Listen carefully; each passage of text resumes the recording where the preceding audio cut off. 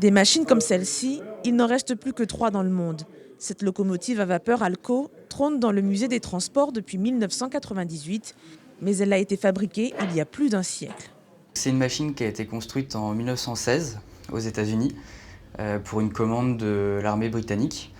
Donc elle a été livrée à l'armée en 1916 pour la Première Guerre mondiale. Donc elle a été utilisée là-bas et puis ensuite à la fin de la guerre elle s'est retrouvée dans le nord de la France, à la sucrerie de Vis-en-Artois. Elle est rachetée dans les années 30 pour transporter les betteraves entre Pithiviers et Toury, mais elle arrête de rouler en 1964. Classée monument historique, son aspect a déjà été restauré, mais il faut changer toute la partie mécanique et surtout la chaudière.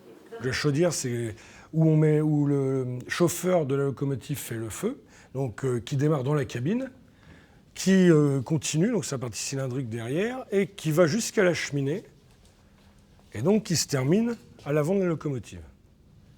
Donc ça, c'est la chaudière, c'est une grosse partie, c'est peu d'entreprises en font, c'est une partie très spécifique, ça c'est ce qui est le plus coûteux sur la locomotive.